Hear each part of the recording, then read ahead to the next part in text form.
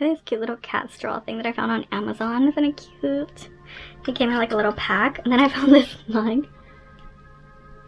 So cute. Anyway, today we're going to be talking about the first law book, which is called Before They Are.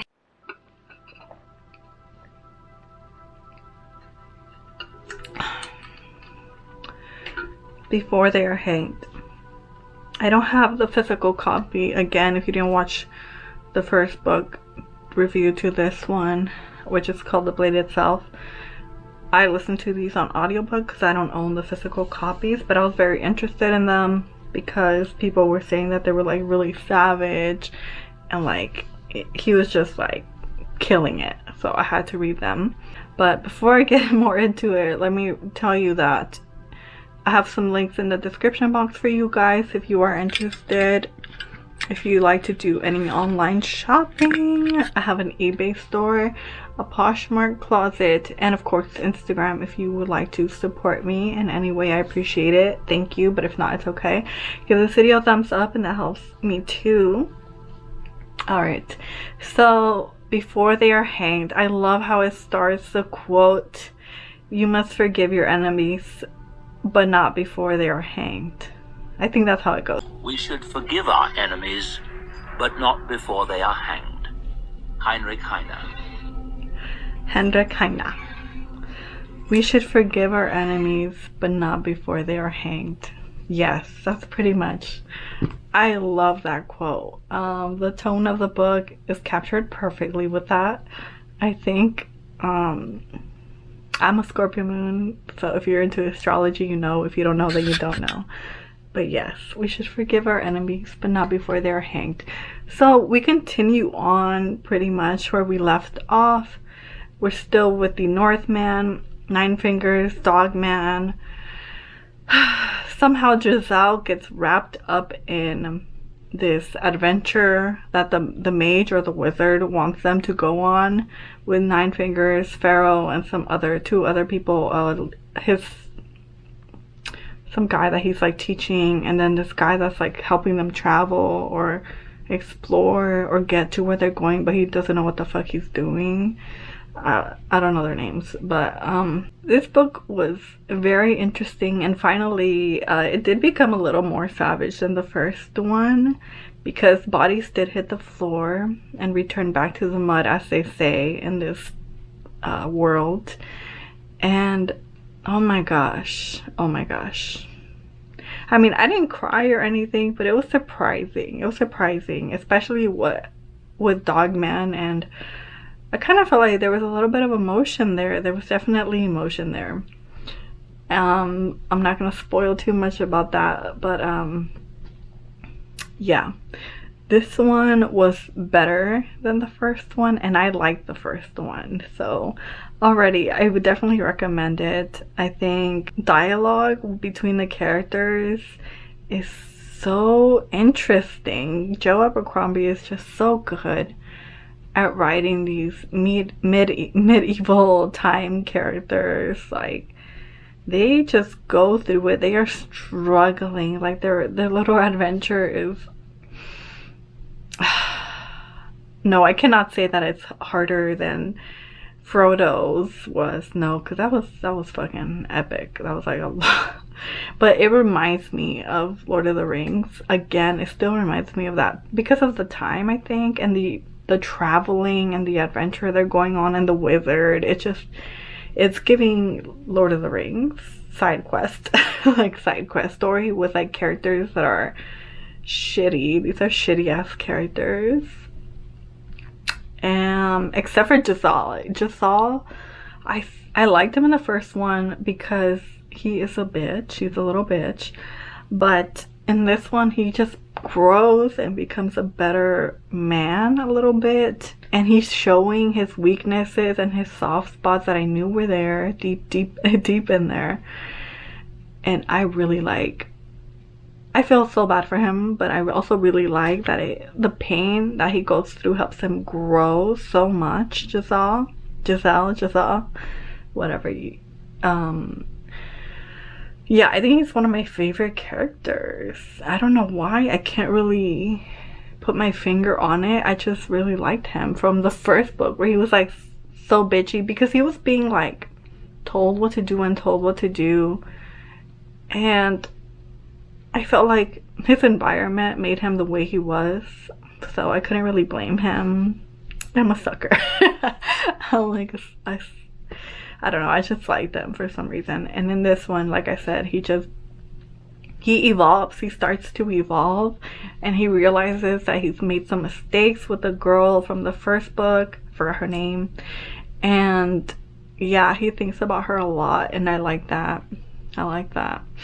Now, Nine Fingers, or Logan, aka Logan, Nine Fingers, whatever, he is kind of like their leader in this little adventure. Even though the wizard is with them, they look up to Logan for some reason, I guess because he's like, he knows how to live in the wild, so they're like looking at him for guidance, and that's cool and everything. I like his little storyline with Pharaoh, who I like as well a lot, and she is a savage. She's emotionally abusive. But in these times, it's seen as tough and like acceptable to a degree.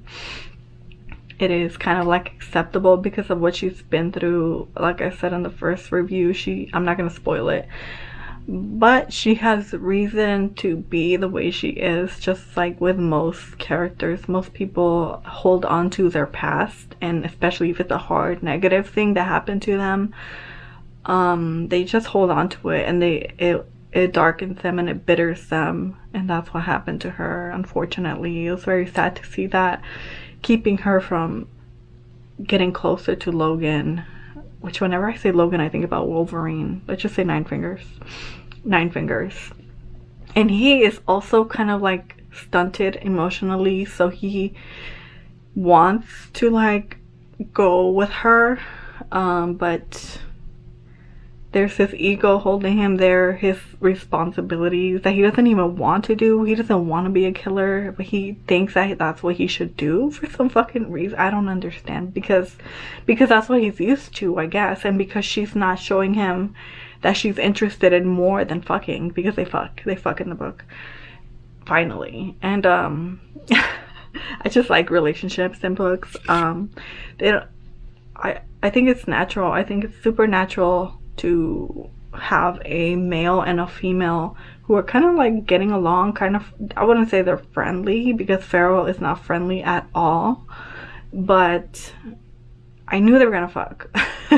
I just knew it, and if they hadn't, I would have been disappointed. So it's not like it was a bad thing, and I like it. It's so like realistic to their time. Again, it's like, it's not like mushy. It's not like I love you, like I want to be together. It's like they're so fucked up. These two people are so fucked up, and it's so sad by the end of it how they don't agree to stay together, and instead they have their own stupid agendas and their own stupid responsibilities that they want to go towards, but not really. They don't really want to.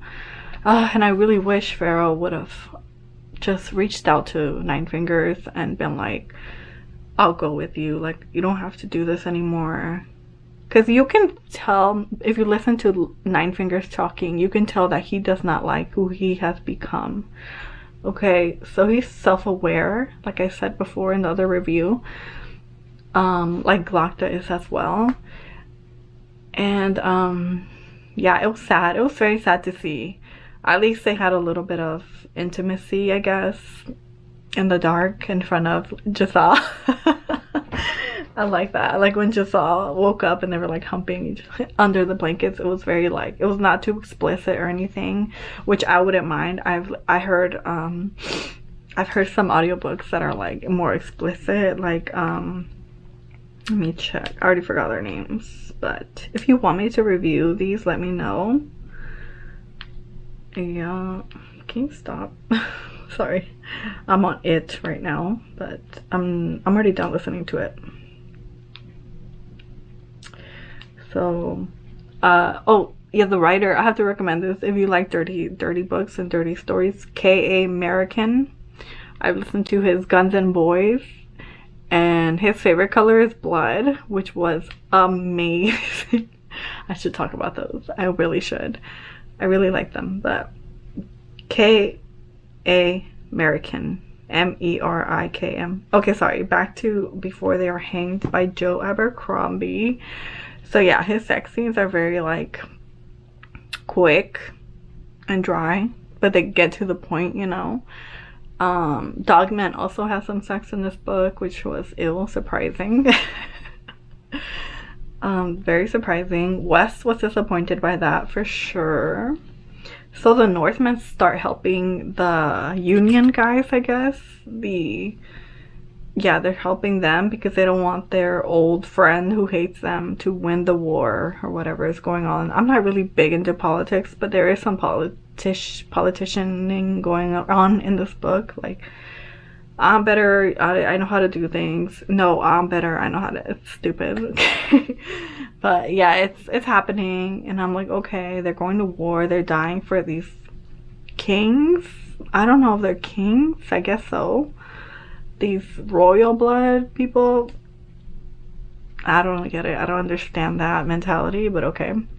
I mean, I'm not hating on the book. It's happened. It's in our history, but anyway, I'm just saying that I don't really get politics all that well. Even in books, I'm just like, what? Okay. I'm trying to understand as best as I can. So I guess the Northmen are just helping because the other guy who is on the other side of the war exiled them or something, from what I can remember about the first book. And he's a savage, and he's like bad, like all bad. And I think that's why they're helping them. But I think both sides are bad, so I don't know.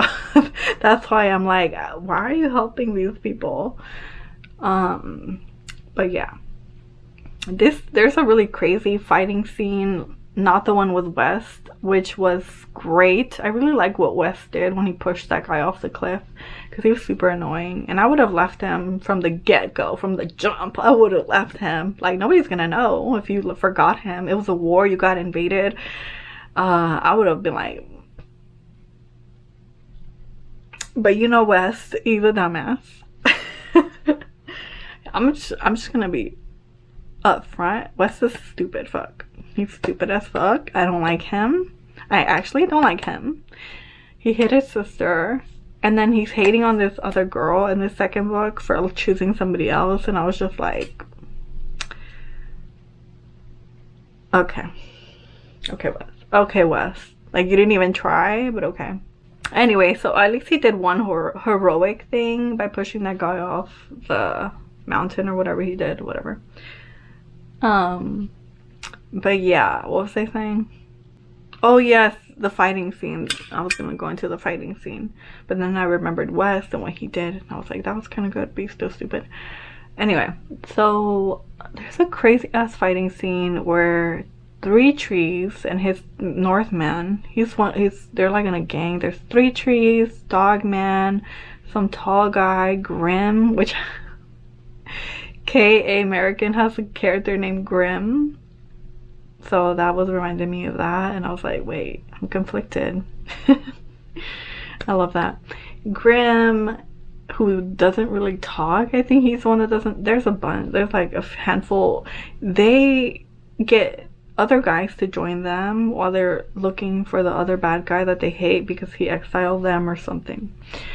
And so yeah, they get more guys to join them, and they name one of them. The other ones are just like background noise. They name one of them like Shivers. I think his name is Shivers, and he's like young but very tall. And Shivers and the Northman, they fight these monsters that kind of like come out of nowhere, out of the trees. And apparently, what's his name? The guy that they hate, that's fighting the war on the other side that they're against, he has a witch that is helping him like get these orcs or these monsters on his side to fight for him. And they're like, how they don't talk, so we don't know how. There's a witch, that's all we know. But there's a really bad scene. They have a fucking giant as well, which was just like Lord of the Rings.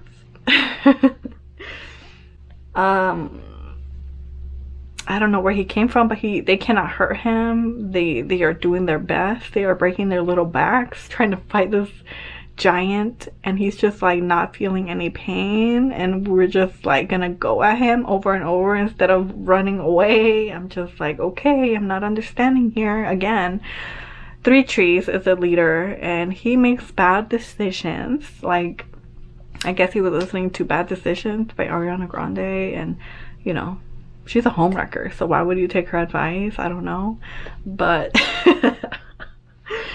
she has a song named Bad Decisions, and that's why I was like, Three Trees is making bad decisions. Anyways, I'm sorry. Bad things happen because bad decisions, when you do stupid things are what you get. You know, like, I don't know how they thought they were going to beat a giant. They were all scared. Even Dogman and other ones, they're never scared. So you should have taken that as a sign, maybe. Like, we should probably fall back. I mean, they're fighting for something that is not even, they don't even believe in it. They're just because they hate the other guy. So I don't know. People die, pretty much. People die. I'm not gonna name them because in case you haven't read it, or if you want to, but you know who if you read it.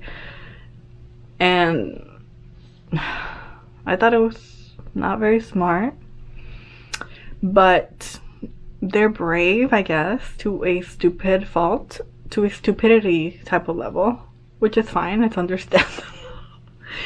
It's understandable in their times, so I'm not gonna say that was bad. I just, as a reader, I was thinking, don't do it, you know, like, don't. As they're waiting for the giant to like approach them, they're like, they have a chance to back off. It's not like they were surprised by the giant. Shivers like warns them. Shivers is almost pissing himself. They should have seen that as like a sign that this is they are out of their depth. But Three Trees, because we leave it all up to Three Trees, a guy named Three Trees. I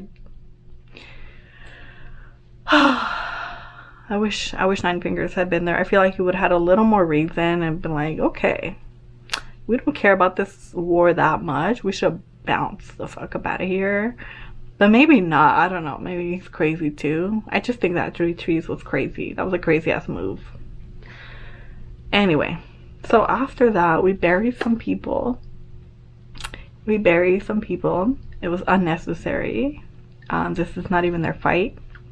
They could just keep living in the wild and moving around, I feel like, since they're really good at surviving. So, and they have like a gang of like Northmen. So I was just like, anyways, let's just move on. Let's just move on from that disappointment of bad leadership, bad decisions.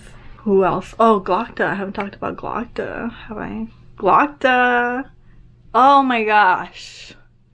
He gets sent by the long white-haired guy who wears gloves. He's fancy. He's like, oh, I'm more important than you. You know, he's like stepping on people. He's like killing people over stupid shit. You know, those type of power-hungry men. I forgot his name. Your Eminence. That's how Glokta talks to him. Like he's this fucking slave boy, pretty much. And I love it. I'm not hating on it at all. It's the times that we're in, so cool. But yeah, Glokta gets sent to an island to try to defend it. There's some conspiracies going on over there that I wish he would not have gotten involved with.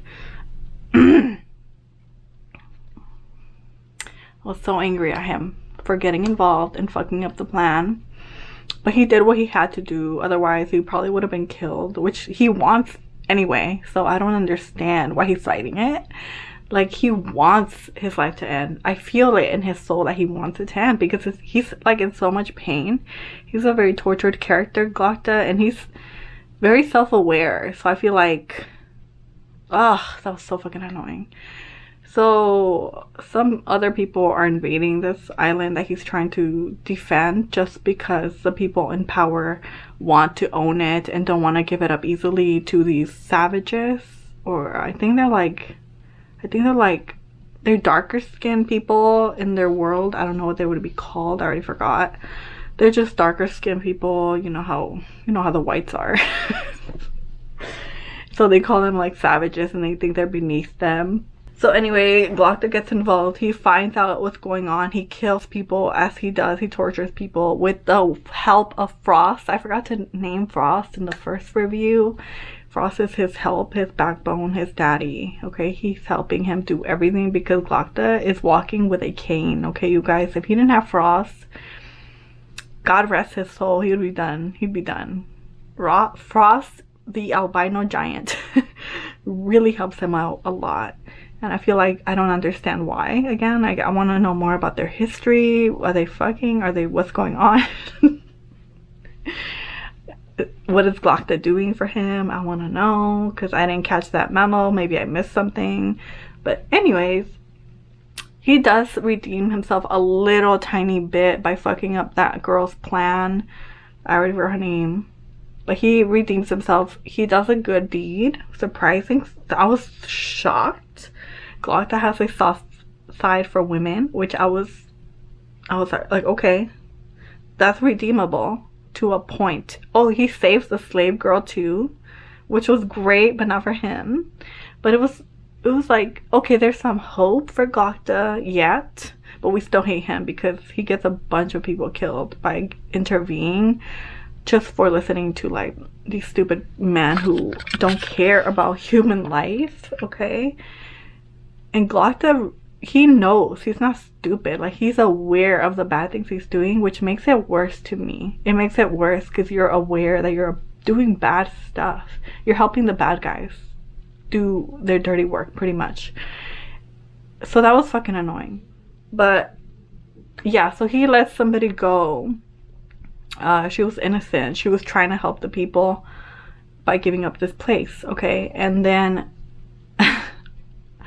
Glokta almost gets eaten by an eater. You know, there's some kind of like supernatural powers going on in this world with like demons, and so there's an eater, and it's a slave girl that he saved, which is ironic and funny, and I loved it. And I really wanted her to eat him. I really wanted her to take him out because I thought it was his time.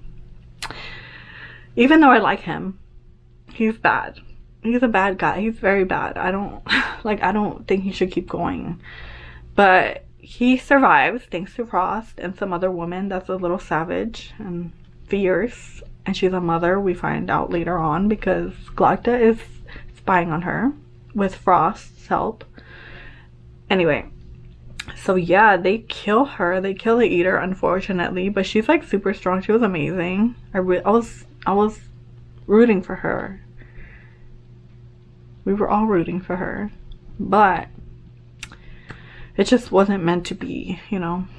So Frost lives, and he gets back because they order him back, and he does another good deed, and I was just like, okay, you're like redeeming yourself. I'm not that sad you're alive still.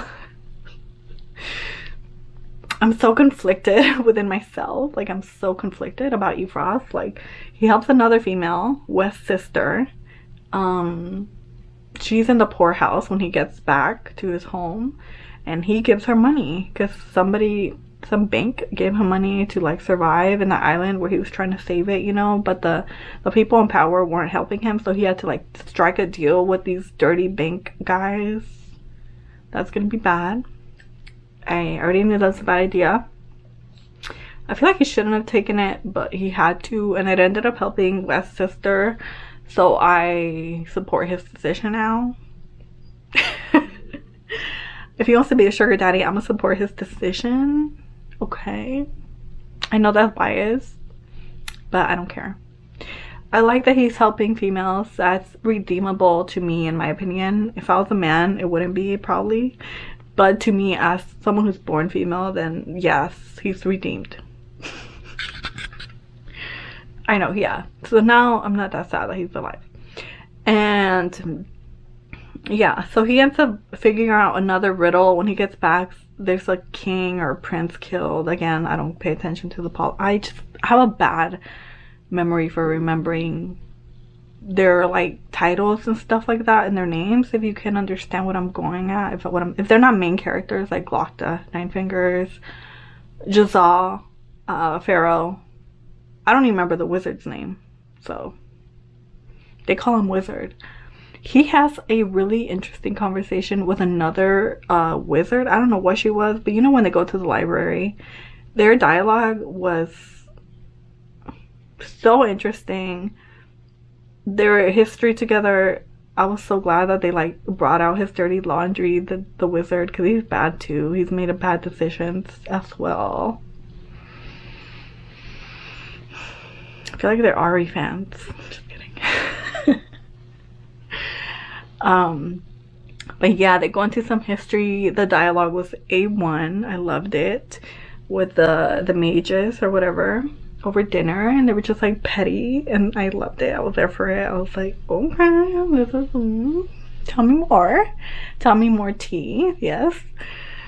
So yeah, that was very interesting to see his oopsies, his mistakes from his past, you know.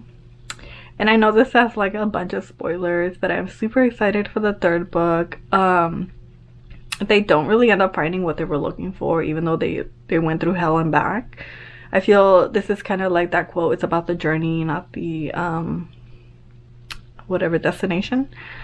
Because Jazal becomes a better character. Logan gets laid. What else? And they get to travel and see the world, you know. It was fun.